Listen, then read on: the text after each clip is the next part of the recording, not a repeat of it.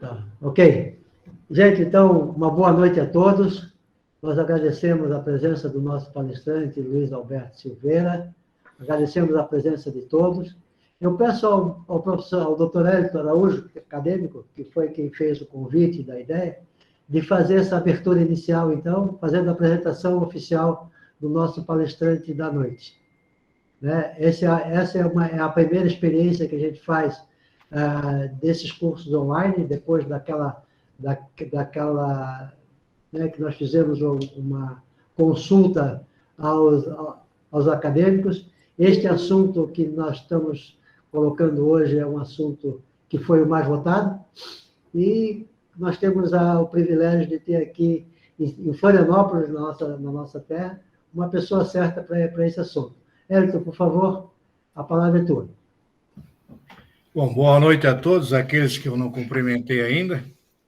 Para nós é um prazer, como eu adiantei, nós fizemos uma pesquisa entre os acadêmicos, diversos temas, e dentro desses temas, esse tema que você vai falar, Luiz Alberto, teve 67% de escolha, que foi o maior índice. E isso nos levou à busca de uma pessoa, e o seu nome foi referendado por todos. Então, é um prazer. Obrigado. Eu queria agradecer a atenção, a rápida aceitação, a disposição, isso tudo nos facilita. Essas entrevistas, elas devem permanecer, pelo menos é o objetivo, de forma bimestral, com vários assuntos. E isso a gente vai abrindo a academia, não só para os acadêmicos, mas também para a sociedade. Essa é uma ideia do Mauro, eu acho bastante... tenho certeza que você concorda com ela, né? Ninguém tem ciência para ficar com ela guardada ou escrita.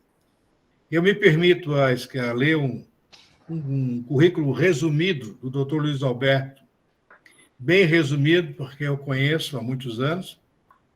Então, ele nasceu em Florianópolis em 1948, foi formado em medicina pela Universidade Federal de Santa Catarina em 1973, fez pós-graduação em oncologia clínica em Rotterdam, na Holanda, é oncologista clínico e consultor técnico da oncologia clínica em Florianópolis. Teve alguns cargos, muitos cargos, aqui resumidamente, membro da Comissão de Implantação do Sistema Único de Saúde em Santa Catarina, o SUS, presidente do Instituto de Previdência do Estado de Santa Catarina, do IPESC, secretário municipal de Saúde e Assistência Social de Florianópolis, diretor do Centro de Pesquisas Oncológicas de Florianópolis, CEPOM. Dentre as atividades associativas e profissionais, ele foi o fundador do Departamento de Cancerologia da Associação Catarinense de Medicina, a ACM, membro da Sociedade Brasileira de Cancerologia, de Oncologia Clínica e de Mastologia.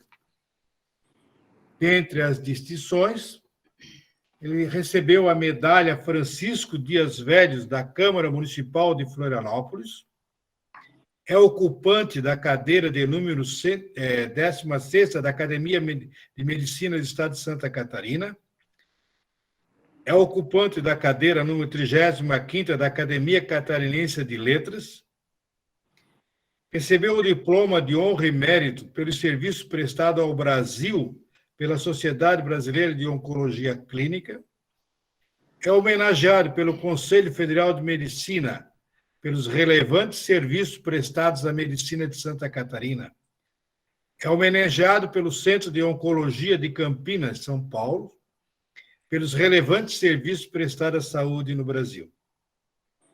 Dentre as publicações, ele é autor e coautor de 15 livros e capítulos técnicos em medicina e livros gerais. Organizador, autor da coletânea inédita no Brasil, Registro Histórico, Retratos da Pandemia de 2020, concorrente ao Prêmio Jabuti de 2020. É autor do livro, vou traduzir, depois se estiver errado me corrija, Faça a sua escolha de ser feliz, lançada em Montreal, no Canadá. Dentre as atividades socioculturais, é embaixador do Programas Médicos Sem Fronteiras no Brasil. Esse é o resumo. Já tem muito serviço para pouco tempo. É um prazer. Era isso, Mauro. Muito bem. A palavra está comigo, Mauro, é isto? Isto. Bom, devo cumprimentá-los, a todos e a cada um, manifestar ao presidente da Academia Catarinense de Odontologia o meu prazer, a minha alegria, a minha satisfação e honra de ter sido identificado como alguém que pode trazer informações para uma reflexão. Informações que eu espero sejam úteis para uma reflexão.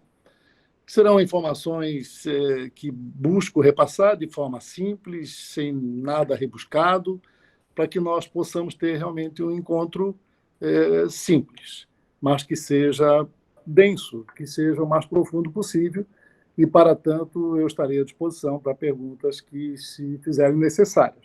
Talvez ao final da palestra, para não interromper o meu raciocínio. Agradeço ao Dr. Hélito Araújo, acadêmico, meu velho amigo da Marinha, meu querido amigo, pela gentileza, pela deferência em me salientar.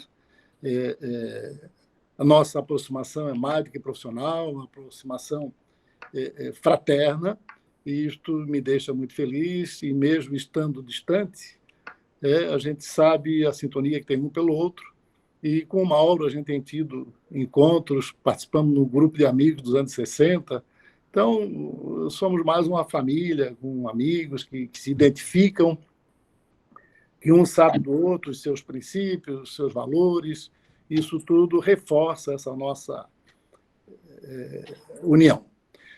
Então, eu fui estimulado a falar sobre o equilíbrio da saúde física, mental e espiritual. A ideia é fazer um passeio sobre os conceitos a respeito deste tema. E isto envolve uma série histórica que diz respeito à trajetória do ser humano no planeta. Desde os primórdios até os dias atuais, o que aconteceu, o que vem acontecendo, de forma bem resumida, neste período intenso. Sobretudo porque período intenso, porque nos últimos 50 anos aconteceu muito mais do que havia acontecido há 5 séculos atrás. Os últimos 50 anos foram anos de grande desenvolvimento nas ciências como um todo. Mário Quintana, certa vez, fez a seguinte enunciação: o conhecimento não muda o mundo. Na verdade, ele referiu-se ao livro. Eu estou parafraseando Mário Quintana. O conhecimento não muda o mundo. O conhecimento muda as pessoas. E as pessoas mudam o mundo. Isso é uma abordagem interessante. Não adianta você ter um conhecimento e este conhecimento não ser aplicado, ele ficar só para ti. Então, as pessoas com conhecimento, com saber, precisam ir aonde o povo está, aonde a sociedade está, para produzir benefícios a essa sociedade, de modo que haja uma evolução do saber, uma evolução do conhecimento. A inteligência aplicada é denominada trabalho. Trabalho é inteligência aplicada. Se a aplicação da inteligência é de má qualidade, do ponto de vista cognitivo, o trabalho também será de má qualidade. Portanto, o saber e o conhecimento aprofundados geram progressos mais aprofundados. E aí a importância de encontros como este, a importância dos relacionamentos do ponto de vista educativo, do ponto de vista social, e sobre todas as facetas que diz respeito à nossa economia, o nosso modo de estar. A economia social, a economia como um todo.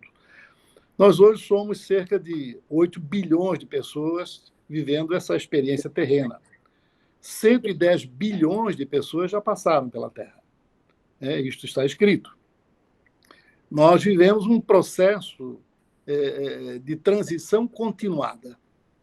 E essa transição ela se faz no conhecimento, nas percepções, que vão sendo cada vez mais percebidas através da pergunta, porque a ciência evolui com a pergunta, ela não evolui com a resposta. Se nós ficarmos com uma... Obviamente, tem que haver a resposta, mas se nós ficarmos com uma resposta estagnada, a ciência não evolui. Portanto, é sempre importante fazer perguntas. São as perguntas que permitem a evolução do conhecimento. Se nós tivéssemos, por exemplo, somente a dipirona para febre e ninguém perguntasse nada mais sobre antitérmico, não teríamos chegado ao paracetamol. Então, são as perguntas baseadas no senso comum, em atenção ao objeto, que fazem o conhecimento ser desenvolvido e, na medida que é um conhecimento baseado no interesse do senso comum, ele traz benefício à sociedade. Não adianta também aquele conhecimento rebuscado, restrito, que não chega aonde a população está. Certa feita perguntaram ainda sobre esta transição continuada. Eu sempre gosto de falar, porque é interessante.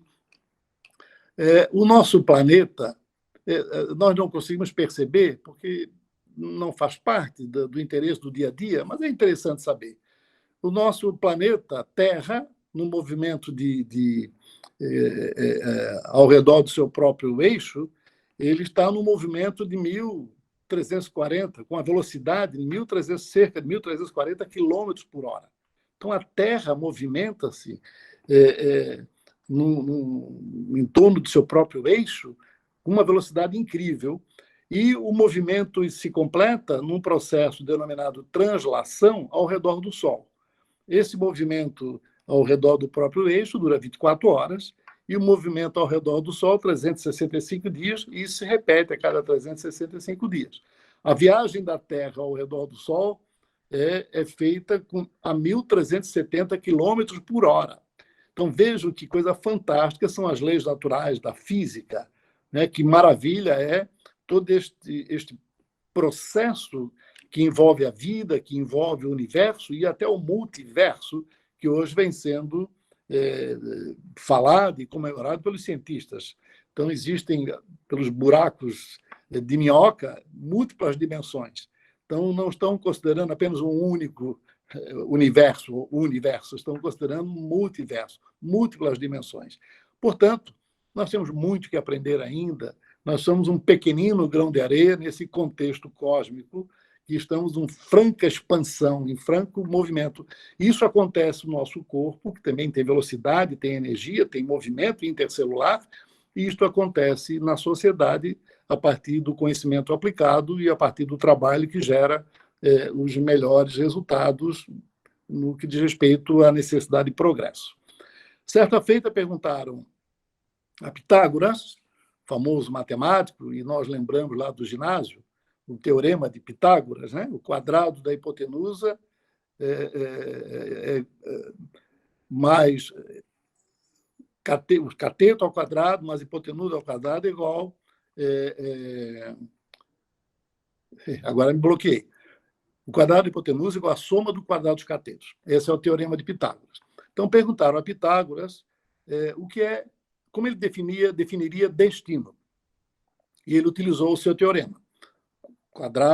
A soma do quadrado das hipotenusas a soma do quadrado dos catetos é igual à hipotenusa ao quadrado. Então, ele definiu da seguinte forma: livre-arbítrio ao quadrado mais leis naturais ao quadrado igual ao destino ao quadrado. Essa foi a resposta de Pitágoras, famoso matemático e filósofo. Portanto, se pelo livre-arbítrio, pela nossa capacidade de fazer escolhas, daí a importância da liberdade entre nós. Não havendo liberdade, o livre-arbítrio deixa de existir. Mas, pela liberdade de fazer escolhas, respeitando desta forma, com uma boa escolha, as leis naturais, nós teremos um destino. Se as nossas escolhas forem inadequadas, o nosso destino também será inadequado. E as melhores escolhas dependem do conhecimento. Quanto mais conhecimento, melhores serão nossas escolhas. Daí a importância das reuniões, do estudo, da pesquisa, da leitura, estar presente, para que nós possamos ser realmente mensageiros, e desta possibilidade do crescimento continuado do conhecimento na Terra. E perguntaram a Pitágoras por que o quadrado. E Pitágoras respondeu de que as coisas não acontecem somente numa dimensão.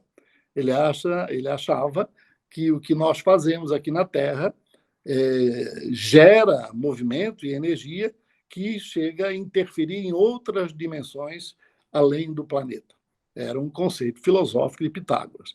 Então, a primeira noção, o primeiro corolário que eu coloco nesta palestra é a importância da liberdade de fazer escolhas e a importância de um conhecimento aprofundado para que as escolhas gerem, possibilitem um destino adequado para todos nós. Obviamente que se nós não respeitarmos as leis naturais que dizem respeito ao nosso corpo, nós teremos um destino em relação à saúde como um todo inadequado, né? E isso diz respeito à observação dos aspectos ambientais como um todo, dos fatores químicos, dos fatores físicos e dos fatores biológicos. Então, fatores químicos atuam no nosso corpo e se nós não cuidarmos com estes fatores químicos, seja através da alimentação ou através dos contatos mais variados, né, se nós não cuidarmos com os aspectos físicos que dizem respeito à exposição à irradiação, por exemplo, qualquer tipo de radiação, e se nós não cuidarmos também com um aspecto físico ligado à nossa anatomia, ao nosso corpo, o nosso destino vai ser adoecer mais facilmente. Então, o destino diz respeito da saúde que nós possamos vir a ter, melhor ou pior, diz respeito às escolhas que fazemos, e isso é diretamente proporcional ao conhecimento dos fatores de agravo à saúde. Na prevenção do câncer, por exemplo, nós sabemos que os fatores genéticos, eu sou oncologista clínico, os fatores genéticos, eles representam 10% do risco para desenvolver câncer. 90% dos cânceres são desencadeados, basicamente, por fatores ambientais. E isso diz respeito, então, ao que eu já falei, aspectos químicos, aspectos físicos e aspectos biológicos. Isto é, vírus e bactérias desencadeando também alterações genéticas e imunológicas, sobretudo os vírus, que possibilitam o aparecimento das neoplasias malignas. Então, este conceito de Pitágoras diz respeito à necessidade de que o livre-arbítrio, que as escolhas sejam feitas a partir do conhecimento. Sem conhecimento, a escolha também fica prejudicada e, portanto, o destino da saúde, o destino da sociedade também ficaria prejudicado. Há cerca de 3 milhões de anos começou a evolução do gênero Homo na África. Nós éramos caçadores-coletores, vivíamos nas cavernas. Éramos ciganos, vivíamos em bandos, em pequenos grupos. Esses grupos mudavam-se na busca de alimento e protegendo-se contra as intempéries. Nós éramos nômades, portanto. Isto, nesta época, o ser humano tinha um cérebro que pesava 600 gramas. É o que diz a literatura. Há 2 milhões de anos, estes seres humanos das cavernas espalham-se da África para a Eurásia. Eles começaram na África e foram para a Eurásia, e nós tivemos, a partir desse espalhamento do ser humano, que era nômade, que veio das cavernas, que lutava pela sobrevivência, e os seus inimigos mais importantes eram as intempéries e os grandes animais, né? E essa evolução agora, em diversas áreas para as quais o ser humano se destinou, fez com que ele adquirisse características diferenciadas no que diz respeito à defesa e à sua proteção, seja a sua proteção física, seja a sua proteção em relação aos grandes animais, às intempéries, seja em relação à própria saúde. Então, o princípio, neste momento que o ser humano saiu das cavernas e começou a emigrar para todos os cantos do planeta, era sobrevivência. Era a proteção, a busca, a procura de lugares adequados para uma melhor sobrevivência. Há 500 mil anos, os neandertais estavam já na Europa e no Oriente Médio. há 300 mil anos nós aprendemos a usar o fogo.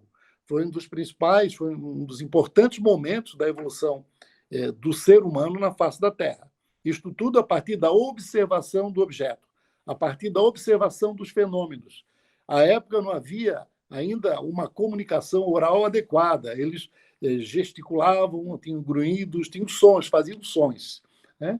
Mas aprenderam a usar o fogo, e isso foi importante no processo digestivo, porque até então não se usava o fogo. Era mais, a carne, por exemplo, era crua, né? Eles caçavam os animais e comiam a carne crua. Eram coletores, né? Herbícolas. Mas com o uso do fogo, que começaram a cozinhar, aprenderam a cozinhar, é interessante saber, isso eu não consegui identificar, como eles identificaram que o fogo poderia ser utilizado para cozinhar os alimentos. Isso facilitou a digestão.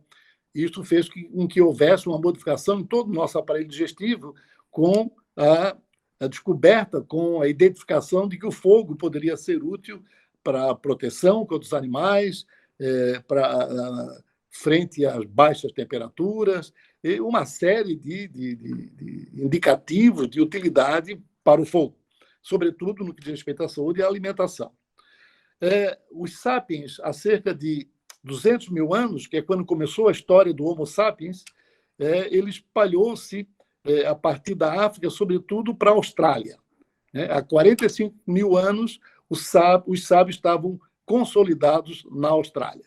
Na medida que eles chegavam nesses continentes, eles dizimavam a megafauna, a megaflora e a megafauna, sobretudo a megafauna, porque eram basicamente caçadores. Então, a fauna foi sendo substituída por animais que conseguiam se defender desses caçadores, e nós tínhamos animais, à época, que hoje já estão praticamente em extinção. Então, eles destruíram a megafauna australiana. Há 30 mil anos, houve a extinção dos neandertais. Os inimigos ainda eram, há 30 mil anos, as intempéries e os grandes animais. Há cerca de 16 mil anos, os sapiens povoam a América e houve, novamente, a extinção da megafauna americana. Na antiguidade, ainda mais à frente, se tinha algumas concepções de saúde que, de uma forma indireta, já era percebida pelos próprios homens primitivos, esses seres humanos primitivos. Então, na antiguidade, as concepções de saúde destes povos ou destes grupos estão ligadas à natureza e à convivência em grupo. Era a razão pela qual eles estavam no grupo, que era para caçar, para pescar, para identificar formas mais fáceis de encontrar o alimento.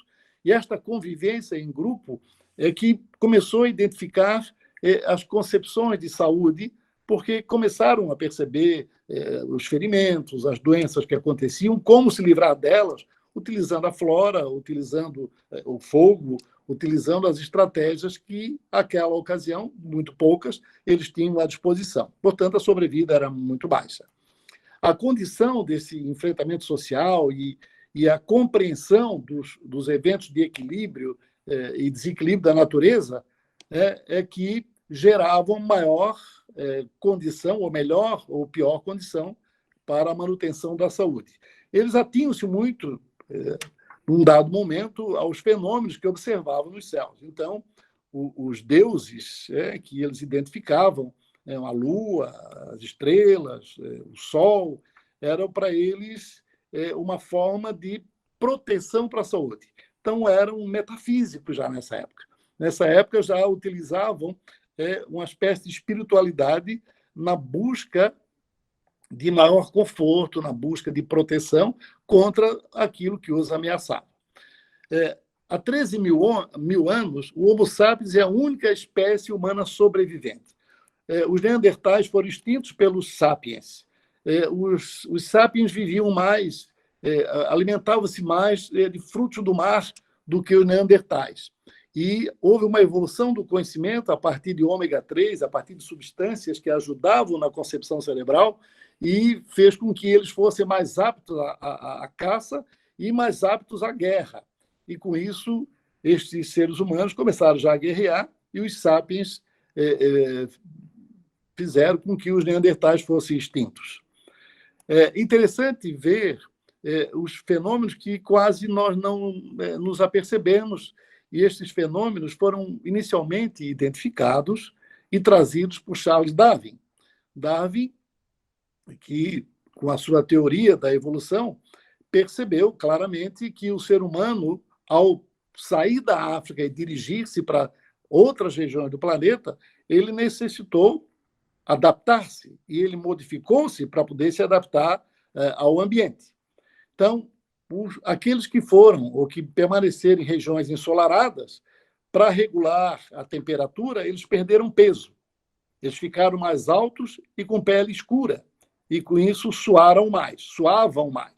Vejam, interessante. Então, este ser humano da África, que se permaneceu na África ou foi para lugares subtropicais e tropicais, ele manteve-se com a pele escura, o cabelo encaracolado, o couro cabeludo era responsável pela sudorese, o cabelo retinha essa sudorese, reduzia a temperatura, e a pele escura protegia contra os raios solares.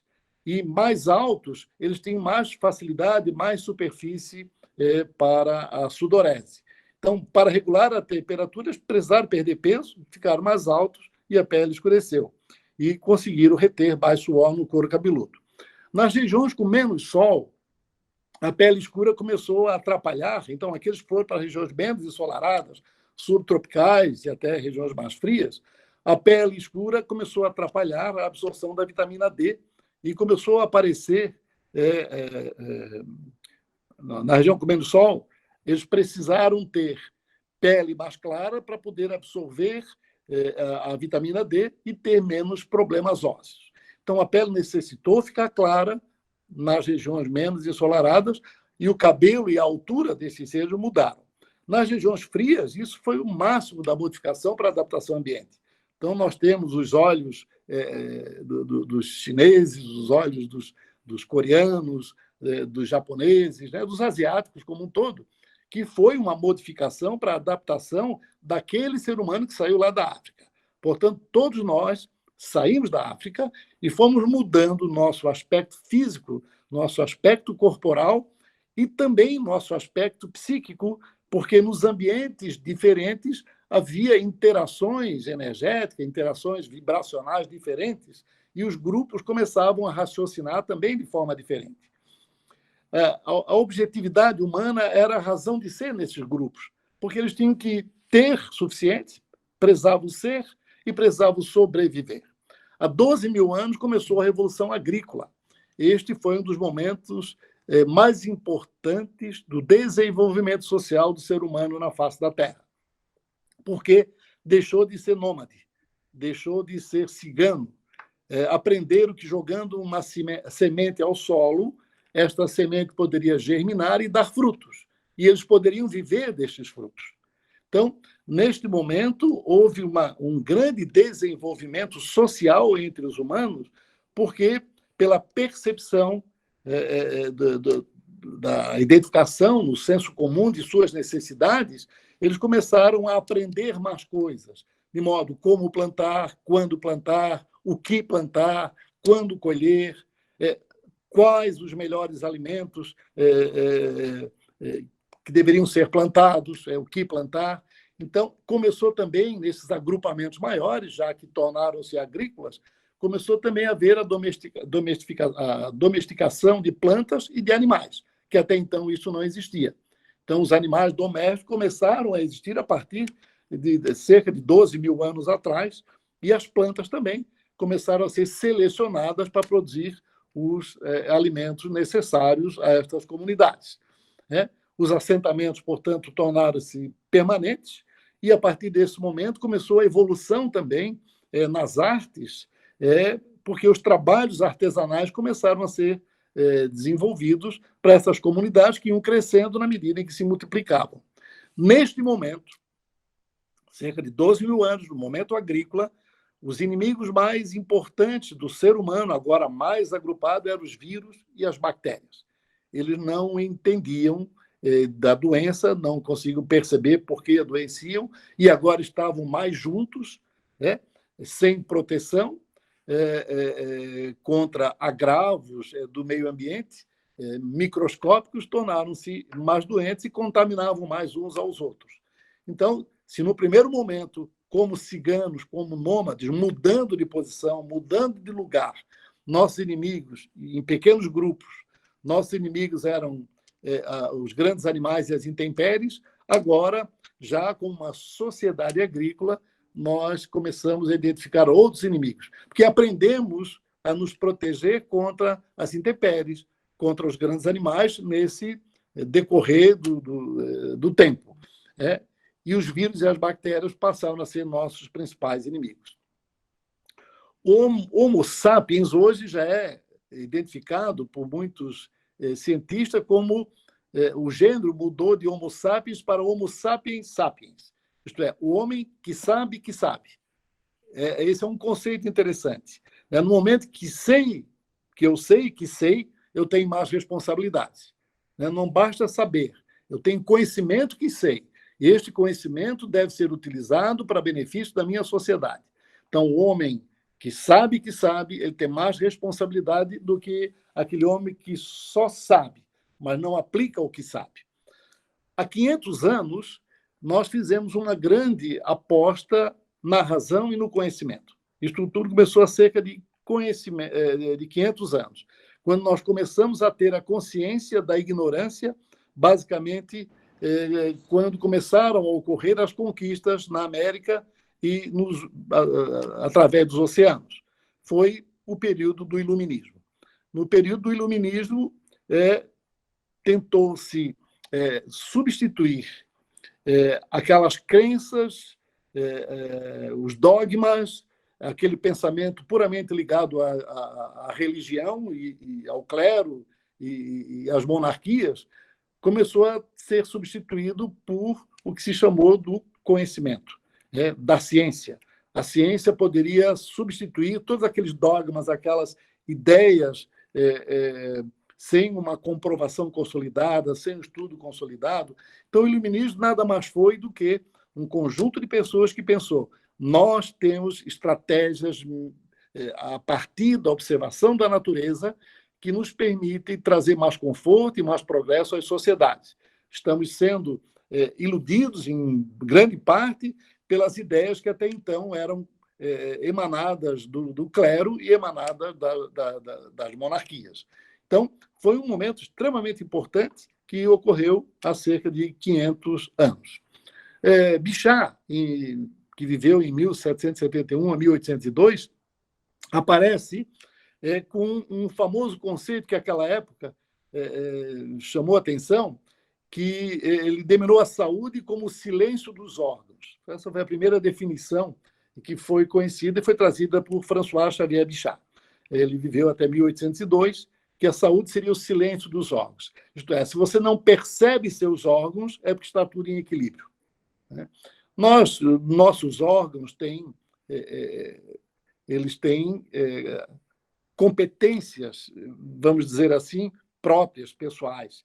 E as suas competências cooperam com a de um órgão com uma competência de outro órgão. Assim como as células dentro do órgão precisam estar num funcionamento adequado, de modo que o órgão funcione adequado. Então, vejo que é um processo de complexidade crescente. A célula trabalhando adequadamente, não se degenerando, portanto, tendo alterações genéticas capazes de criar mecanismos neoplásicos, a célula trabalhando adequadamente, fazendo com que o órgão trabalhe adequadamente, e o órgão trabalhando adequadamente, cooperando com os outros órgãos, de modo a garantir a respiração, a circulação, o sistema neurológico e todos os sistemas que nós temos. Então, vejo que é um processo de complexidade crescente que interagem, mostrando de forma analógica a importância da interação desde a célula até a sociedade. Então, a interação, a cooperação, são princípios que geram a possibilidade de equilíbrio, de progresso, de felicidade, de saúde. E o Bichat entendia que se nada você sente, nada você percebe no seu corpo, é que você está com saúde. Então, quando você tem uma palpitação, tem alguma coisa que está acontecendo. Quando você tem uma diarreia, você está sentindo o seu intestino, está vendo o movimento. Quando você tem uma alteração no sistema urinário, com ardência ou com uma urina mais em maior quantidade, em maior número de vezes, o corpo, aquele órgão, não está em silêncio. Então, essa foi a primeira definição. Se o corpo está em silêncio, em princípio, você tem saúde. Saindo do momento agrícola, nós entramos no momento industrial, que é a terceira fase do desenvolvimento do ser humano no planeta. O momento industrial foi também bastante importante, porque ele é decorrente da observação dos fenômenos e das necessidades dos seres humanos. A educação, como hoje nós conhecemos, ela não começou como ela é entendida hoje. Ela começou por conta de que a indústria necessitava de pessoas para operar as máquinas. E aí, as pessoas que viviam na agricultura eram chamadas para aprender a manusear as máquinas da indústria. E havia necessidade de serem ensinadas. Então, a educação no planeta começou dessa forma. A educação como nós conhecemos hoje. Não foi porque alguém pensou em ir lá na comunidade e ensinar a comunidade. Foi o contrário. A indústria chamou as pessoas para ensinar as pessoas. E, a partir dessa experiência na indústria, verificou-se que era possível estender o ensino às comunidades. Foi assim que aconteceu. E há cerca de 200 anos, nós tivemos esta primeira fase da Revolução Industrial. Nessa fase da Revolução Industrial, aconteceu também um fenômeno ligado aos animais e às plantas. Houve extinção em massa de muitos animais e de muitas plantas.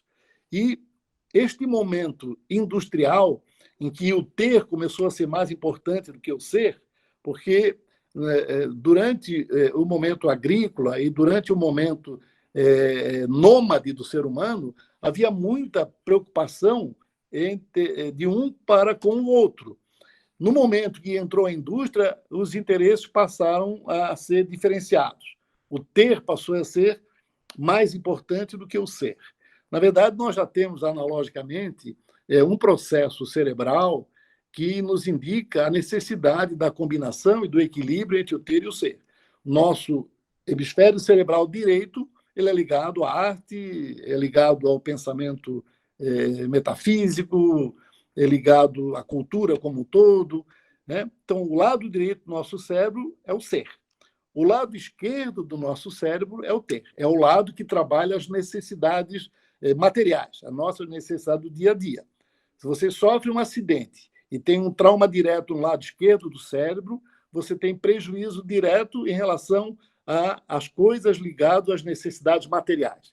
Se você tem um trauma, basicamente, no lado direito do cérebro, você terá alteração em relação ao pensamento romântico, em relação à poesia, em relação à arte, porque o lado direito é mais ligado ao ser. E eles se encontram no H do nosso cérebro, se encontram fazendo com que seja necessário para o nosso corpo o equilíbrio entre o ter e o ser. Ter demais produz alterações, ser demais produz alterações. Então, ser bom demais faz sofrer e ter demais também faz sofrer. O importante é a justa medida. Essa justa medida que permite um equilíbrio, e isto é analógico para todos os fenômenos, a todos os fatos e feitos que acontecem com o ser humano. Há cerca de 70 anos, faz pouco tempo, eu já era nascido, os humanos transcendem os limites da Terra. E aí apareceu um crescimento nestes últimos 50 anos fantástico. Há cerca de 70 anos nós já conhecíamos os ciborgues ou cyborgs. O conhecimento fez com que nós já tivéssemos acesso à energia nuclear. As armas nucleares começaram a ser produzidas há cerca de 70 anos.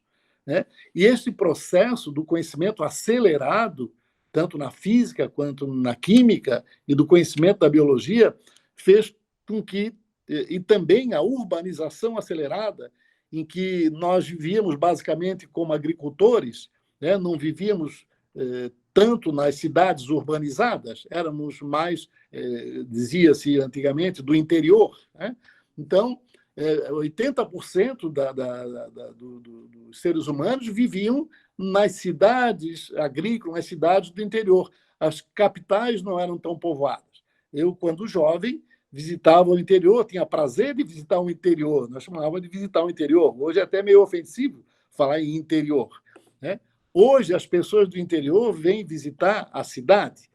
Houve uma urbanização acelerada e isto mudou a relação do ser humano com ele próprio, porque mais gente vivendo em cidades super urbanizadas, com os problemas ligados à comunicação, à mobilidade. Então, tudo isso, de alguma forma, também interagindo na saúde do ser humano e criando agora mais aspectos ligados à emocionalidade, mais aspectos ligados à metafísica e à transcendência.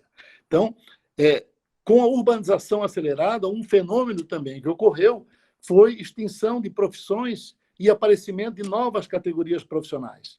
E o aparecimento dos chamados super-humanos. Então, por exemplo, hoje você já não fala mais no padeiro. Antigamente tinha as carroças de padeiro que levavam os pães de casa em casa, tinha o cavalo de padeiro que conhecia até o caminho que ele ia ter que percorrer para levar o pão de casa em casa, o alfaiate, você tinha o sapateiro, você tinha o alfaiate. Profissões foram sendo extintas e novas profissões foram acontecendo. Há uma expectativa, por exemplo, de que em cerca de 10 anos a oncologia não exista mais como ela é hoje, porque hoje, no meu consultório, em 10 minutos eu consigo colocar dados clínicos de um paciente e rastrear todo o planeta, tudo que é publicado referente àquela patologia oncológica. Em cerca de 10, 15 minutos eu tenho a melhor conduta terapêutica. Hoje eu interajo com ressonância magnética via online, com tomografias computadorizadas. Então, hoje, os relacionamentos fazem com que torne, às vezes, até desnecessária determinada profissão. E ela vai sendo substituída por equipamentos, vai sendo substituída por tecnologia artificial, por inteligência artificial, né? E nós estamos sentindo isso cada vez mais intenso nas nossas vidas. Hoje, a maioria de nós não consegue ficar sem um celular, né? Nós dependemos deste equipamento, dessa tecnologia. E a tecnologia cognitiva, a inteligência cognitiva, é o que está para acontecer. E, com isto, o risco da singularidade desenfreada. O que é a singularidade desenfreada? É quando o computador torna-se inteligente. Ele torna-se até mais inteligente que o ser humano. E aí ele começa a decidir sobre nossas vidas, e muitos de nós, eu diria até a maioria, hoje depende do computador e das informações do computador. Nós hoje não vamos mais ao livro, a gente clica Google para ter informação. Então, essa tecnologia do super-humano, essa superinteligência artificial, pode causar alterações que vão gerar mudança de comportamento se não for devidamente observada, devidamente entendida. Isso chama-se a singularidade desenfreada. Então, o nosso futuro, frente a tudo que está acontecendo, é da grande revolução, saindo da indústria, partindo para uma nova revolução, que é a revolução do conhecimento, em que nós vamos ter designs inteligentes, algoritmos e toda a inteligência artificial comandando nossas vidas. Hoje sabemos que nós somos algoritmos, isto é, o computador funciona na forma de algoritmo. Sabemos que nosso fígado, nosso pulmão, nosso pâncreas funciona como um algoritmo, isto é, o algoritmo seria como uma receita de bolo, né? Se você tem o açúcar, a farinha, o trigo, o ovo, você tem um bolo X. Se você mudar a quantidade de açúcar, o bolo já não é igual. Mudar a quantidade de farinha, o bolo não é igual. Nosso corpo funciona assim também, como um algoritmo. Há uma receita de funcionamento do fígado, uma receita de funcionamento cerebral, uma receita de funcionamento pulmonar e renal, e todos os nossos órgãos, sobretudo os órgãos vitais.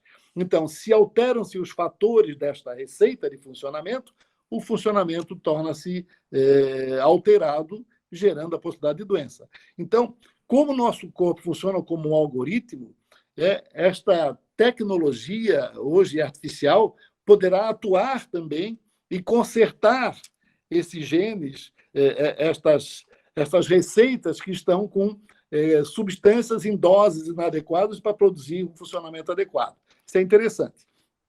Uma coisa interessante também, a tecnologia cognitiva, que ainda não está totalmente implantada, está em vias de ser implantada, ela processa informações com aprendizagem. O próprio computador aprende com as informações, semelhante ao cérebro humano, sem programação. Hoje nós temos o Michio Kaku, é um japonês, e se vocês acessarem as publicações dele no YouTube, é muito interessante. O Michio Kaku lançou um livro chamado A Física do Futuro. Eu hoje tenho lido muito estas coisas que, para mim, não são ficções, porque são baseadas em ciência consolidada. O Michio Kaku, ele entrevistou 300 cientistas top, todos eles premiados, e fez a seguinte pergunta: como estará o planeta em 2020, 2050 e 2100? Baseado nos estudos que pesquisas e avaliações que esses pesquisadores estão fazendo, que estes cientistas estão fazendo. Há uma quantidade de cientistas anônimos que estão promovendo o futuro e que nós não temos conhecimento. O que chega pela mídia é muito superficial em relação ao que está sendo projetado nos grandes laboratórios, nas grandes mentes, né? Então, esse grande bilionário que está fazendo viagens espaciais deve lançar em breve um telefone celular que vai superar todos os nossos iPhones, todos esses nossos smartphones que hoje são utilizados. Então, nós estamos sentindo que há cada vez mais startups em profusão, cada vez mais inovação, cada vez mais unicórnios. Unicórnio é aquele startup, aquela descoberta que o descobridor, o cientista fez e que deu um grande resultado. Por exemplo, Uber é uma startup. O Uber é controlado num lugar só do planeta. Então, num lugar só, ele controla tudo o que acontece no planeta. E o cidadão jovem ficou bilionário em questão de meses.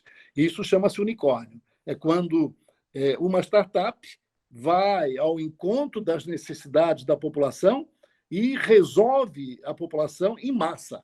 Então, cada vez mais nós temos vales do silício ocorrendo no planeta e identificando cada vez mais necessidades da população, utilizando a inteligência artificial e agora trabalhando para a tecnologia cognitiva. Na tecnologia cognitiva, o Michio Kaku identifica, é interessante ler esse livro não tem mais no Brasil em português, ele tem que ser conseguido em inglês, é A Física do Futuro, Michio Kaku.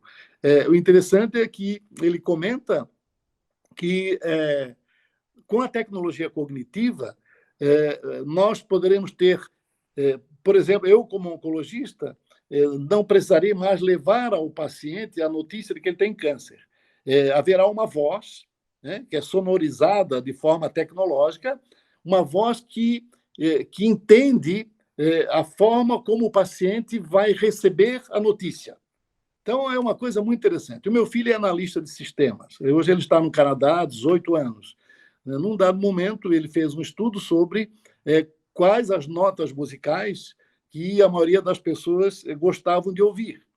E, com esse estudo, isto é apresentado às gravadoras e elas promovem músicas baseadas no estudo das notas que as pessoas gostam de ouvir. Vejam que esse aspecto começa a retirar de nós o chamado livre-arbítrio, porque nós somos, pela mídia, levados a atuar e a tomar decisões que são estudadas previamente.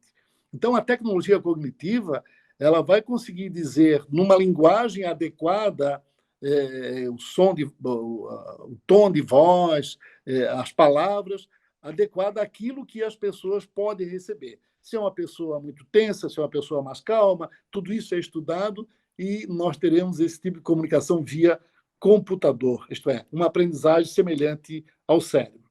Então, a biogenética, a biofísica, a bioengenharia, a nanotecnologia, isso tudo produzindo a possibilidade de órgãos 3D, prédios 3D. Nós já temos nos Estados Unidos loja de órgãos. Então, já há algum tempo nós temos o pâncreas artificial, orelha, nariz, vasos sanguíneos. Você consegue comprar numa loja de órgãos. E cada vez mais estão produzindo órgãos utilizando a bioengenharia, utilizando a nanotecnologia, a biogenética, a biofísica, né? E isto também está levando à possibilidade da longevidade programada. A expectativa até 2050 é que nós possamos viver 150 anos com qualidade, se ninguém jogar uma bomba atômica antes, naturalmente, né? Seremos amortais, não imortais. Amortal é aquele que pode ser morto por uma bomba atômica. O imortal é aquele que nem a bomba atômica mata, né?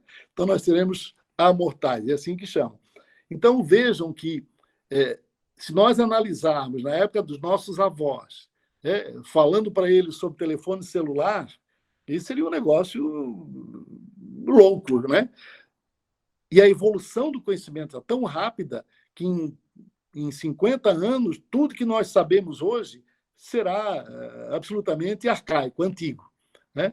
Há um outro livro que é o do Yuval Harari, que é um israelita. Ele escreveu o Homo Sapiens, o Homo Deus e 21 lições para o século XXI. Também são publicações que dão ideia do futuro. Eu, por exemplo, estou lendo muito isto porque eu quero saber como vão viver meus netos, como vão viver meus bisnetos, né? Eu não estarei mais aqui, obviamente, eu nem serei bisavô. Bisavô é uma raça em extinção. A minha neta tem 12 anos. Até que ela case e tenha filhos, eu tenho 74, então provavelmente não serei bisavô. Bisavô é quase uma raça em extinção. Mas hoje, tendo essa literatura baseada em aspectos científicos, eu tenho uma ideia de como eles vão viver, se a irracionalidade do ser humano não atrapalhar esse processo, né? Então, o Yuval Harari produziu esse livro baseado em estudos, e são livros muito interessantes. E o último livro foi de um canadense, um psicólogo canadense que resolveu estudar a evolução do ser humano. E ele lançou O Novo Iluminismo. É um livro com 800 páginas, com muitos gráficos, com estudos bem aprofundados, quer dizer, livro que nos dá uma ideia do futuro, que nos dá uma ideia do que vai acontecer aos poucos. Isso é muito interessante. Nós estamos no dia a dia muito envolvidos com a nossa profissão e não nos damos conta desse processo acelerado. Lembro que quando eu morava na Holanda, eu ia a um banco na Holanda, tinha muitos funcionários. A última vez que eu fui à Holanda, não tinha um funcionário. Era tudo clicando, era tudo na máquina, não tinha mais funcionário nenhum nos bancos. Nós já estamos sentindo isso aqui no nosso meio, né? Então, há um processo em evolução e isso, de alguma forma, está interferindo com o ser humano. Hoje, o Homo sapiens sapiens, o cérebro deste Homo sapiens sapiens está pesando 1.400 gramas. Na época das cavernas, pesava 600 gramas. Nós somos, hoje, o maior cérebro coletivo que jamais existiu, em função da cooperação à distância, em função dessa aldeia global, né, que foi bem descrito por Alvin Toffler, que é um dos caras fantásticos que eu gosto de ler. Ele escreveu O Choque do Futuro, A Terceira Onda, Power Shift. O Power Shift é bem interessante. Hoje nós temos os grandes conglomerados de saúde meio que engolindo as pequenas clínicas, os pequenos consultórios. Isso também na economia, né? As grandes empresas na área da alimentação, na área do vestuário, estão engolindo as pequenas empresas. Vejam as coisas que estão acontecendo e às vezes a gente nem percebe, porque a gente olha e não vê, a gente ouve e não escuta, porque não nos interessa de imediato. Eu, às vezes, brinco até com a plateia, quando faço palestras, perguntando e dizendo que provavelmente eu não terei unanimidade. Mas a pergunta é: qual a cor das letras que formam as palavras ordem e progresso na bandeira brasileira? Eu nunca tenho... nunca todos respondem a mesma coisa. E a gente vê a bandeira brasileira o tempo todo, mas não nos interessa, portanto, a gente não capta. Então, quantas coisas estão ocorrendo de forma silenciosa e que não nos interessam e a gente não está captando a importância disso. Então, em 2029, um computador pessoal de $1.000 será 1000 vezes mais potente do que o cérebro humano. Em 2045, um computador pessoal de $1.000 será 1 bilhão de vezes mais inteligente do que todos os seres humanos combinados. E após 2045, os computadores farão cópia de si e serão mais inteligentes.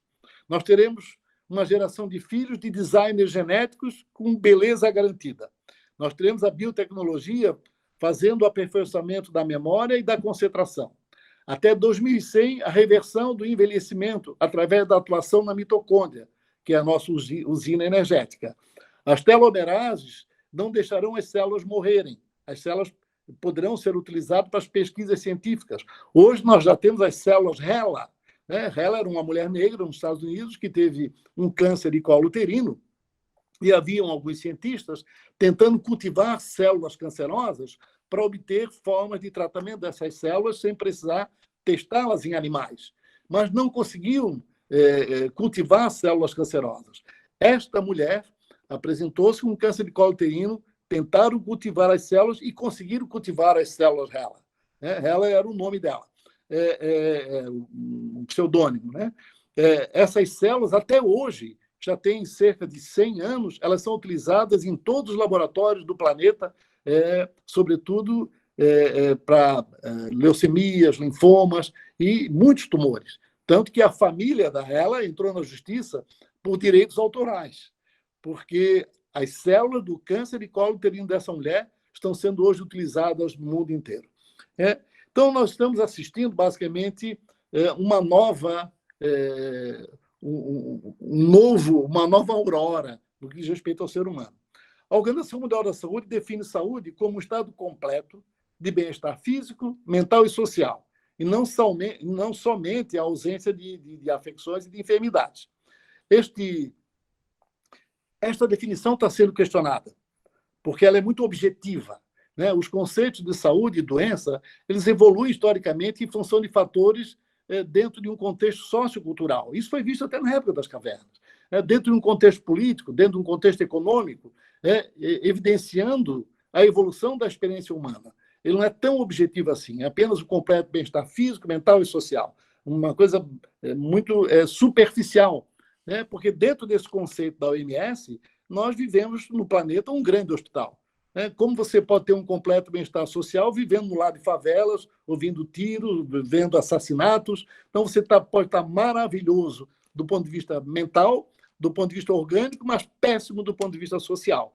Construindo muros cada vez mais altos, caco de vidro em cima dos muros, grade nas janelas, porteiros eletrônicos, vigias. É o que nós fazemos porque o maior inimigo do homem, neste momento, é o próprio ser humano.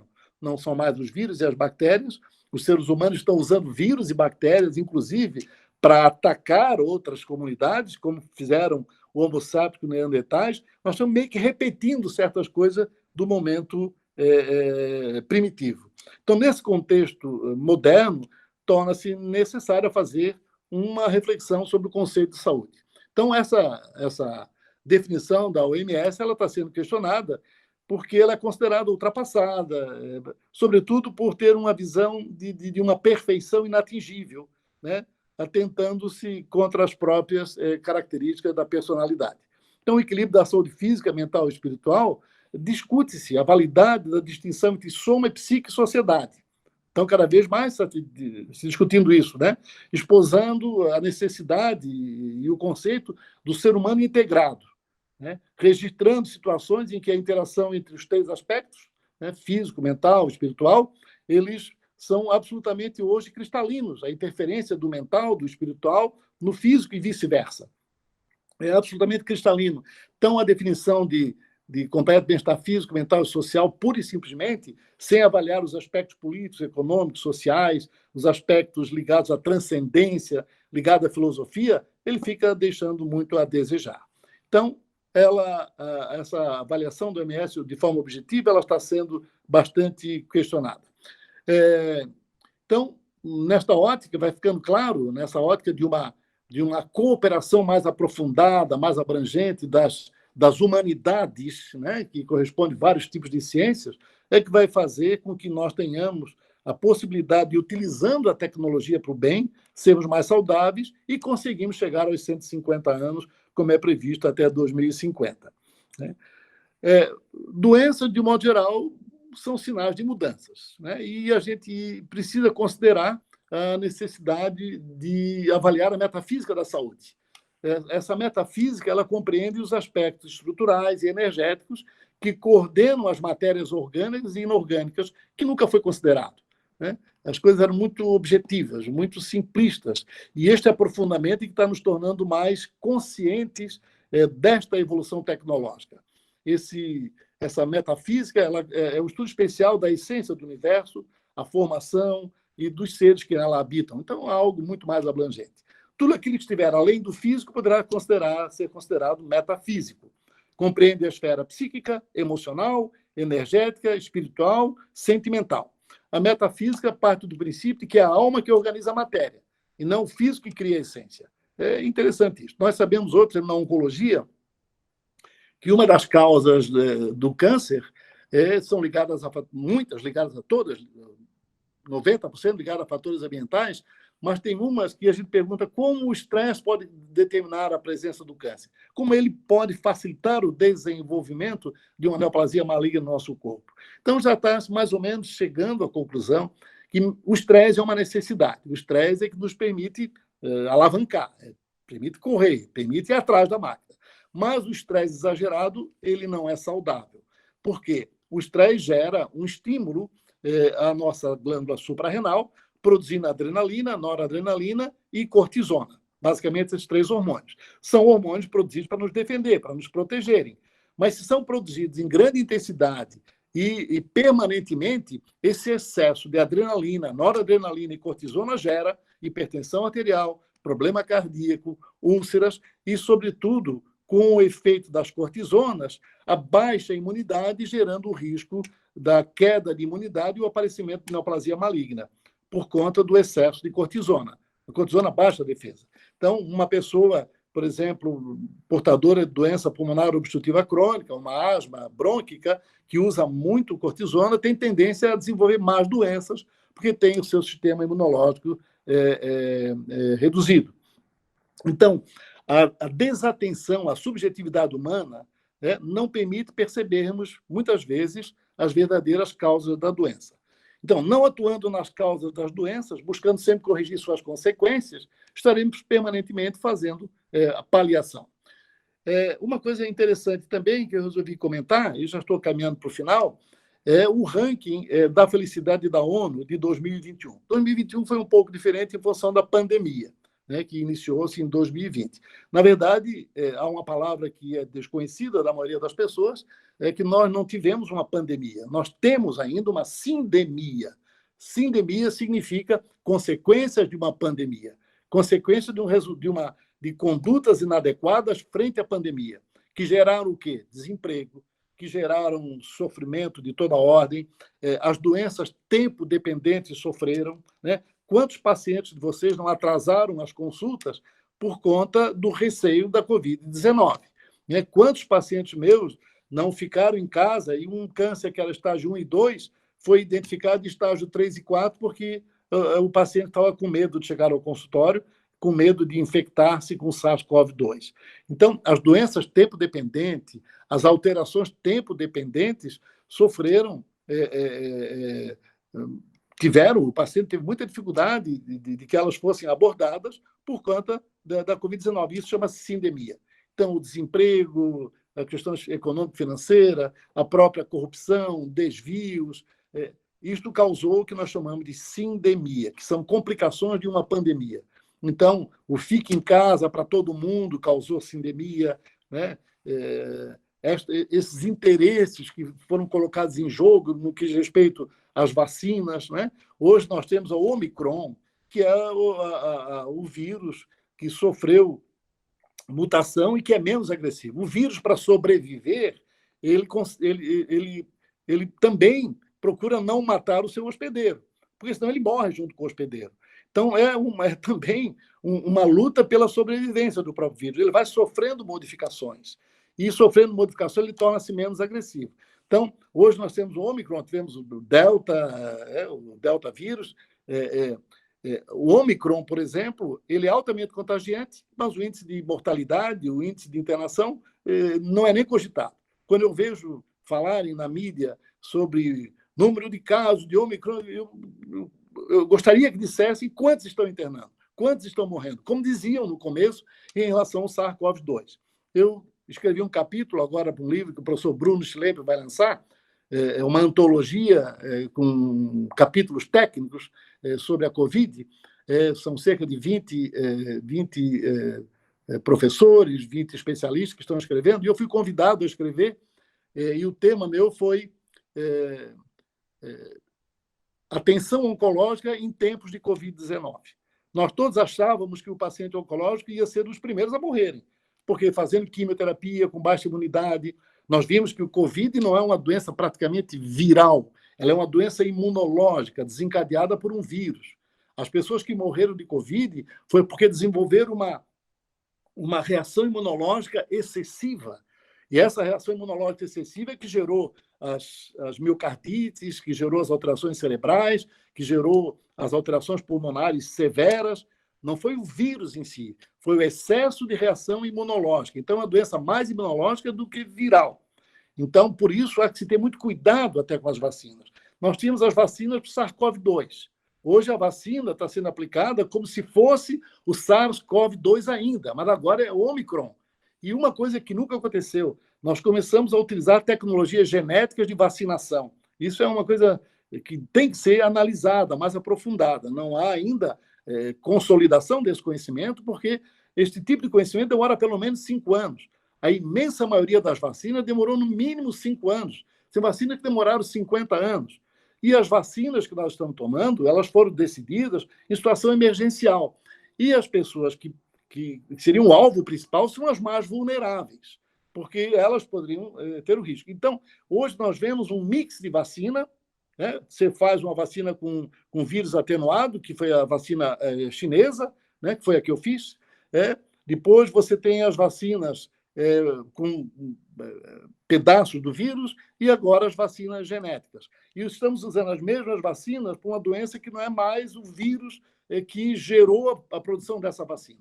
Isso leva em conta a possibilidade de todo um conflito de interesse que tem que ser melhor avaliado. Então, a ONU fez um ranking da felicidade, que é a relação, este ano foi a relação entre o bem-estar e a Covid-19.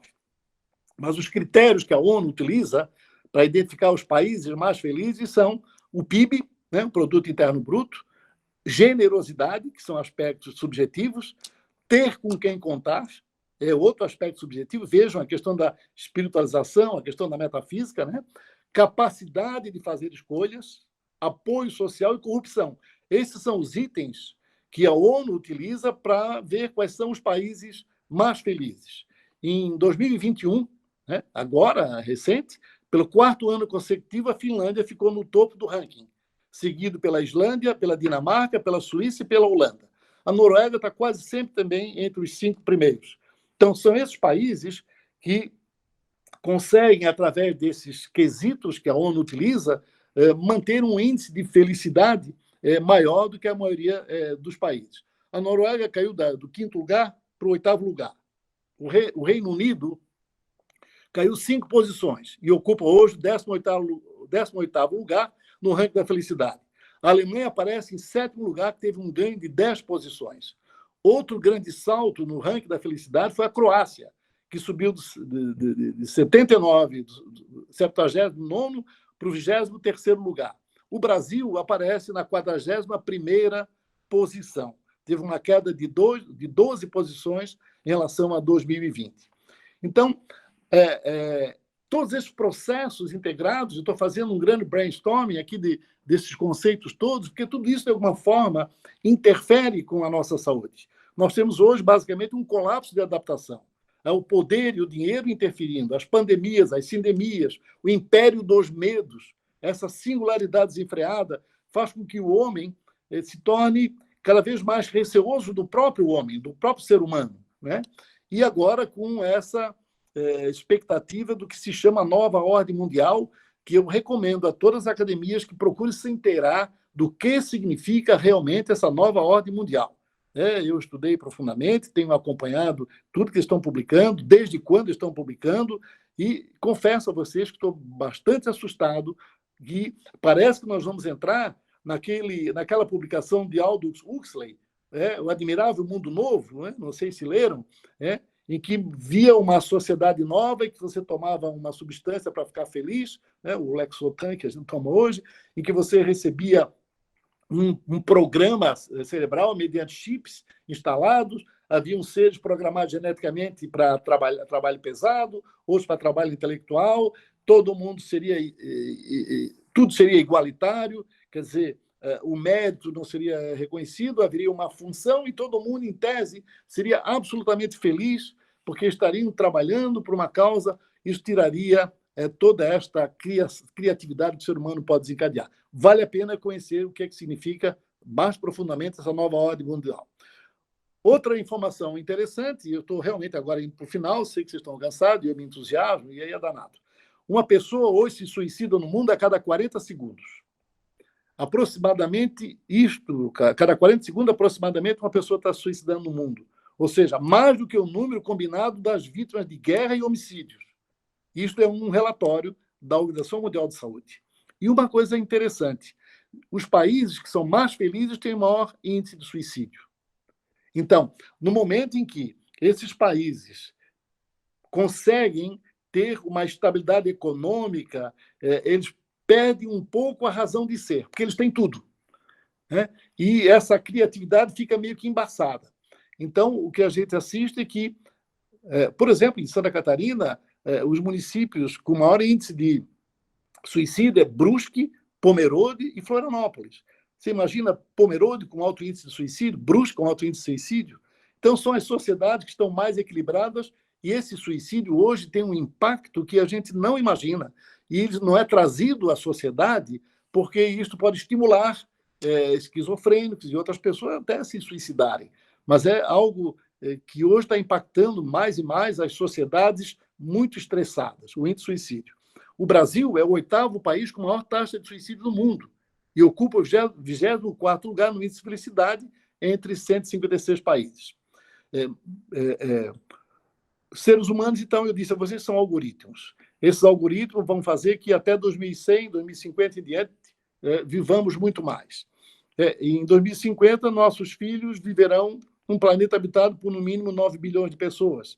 E antes do final do século, seremos pelo menos 10 bilhões de pessoas. Hoje, no Brasil, a expectativa de vida ao nascer na região sul e sudeste é em torno de 78 anos. O melhor índice de expectativa de sobrevida ou de vida no nosso país está em Santa Catarina, com 78,9% percentual de expectativa de sobrevida, anos de sobrevida. No norte e nordeste, lá sobretudo no extremo norte, a expectativa de sobrevida está em torno de 72, 71, 72, 73 anos. E isto está sendo explicado pelo acesso aos serviços de saúde, pelo acesso à informação que nós temos no sul e sudeste, em relação ao norte e nordeste do país. Portanto, o país tornar-se-á mais saudável no momento que o acesso à informação, acesso ao conhecimento preventivo, acesso ao tipo de alimentação, qualidade da água, controle sanitário for melhorado. Por isso, hoje, nós vivemos mais no sul e sudeste e no norte e nordeste a expectativa de vida é menor. Portanto, é muito cansativo porque eu trouxe muitos assuntos. Cada assunto desse daria um curso para uma semana. Mas eu terminaria dizendo que Deus nos concede a cada dia uma página nova em nossas vidas, no livro de nossas vidas. Aquilo que colocamos nela corre por nossa conta. A felicidade, ela não entra em portas trancadas. Cada boa ação que nós praticamos é uma luz que nós criamos em torno de nós mesmos e para aqueles que estão ao nosso redor. Agradeço a oportunidade, muito feliz de estar com vocês, trouxe muitas informações em pouco tempo, mas para estimular a reflexão. Muito obrigado.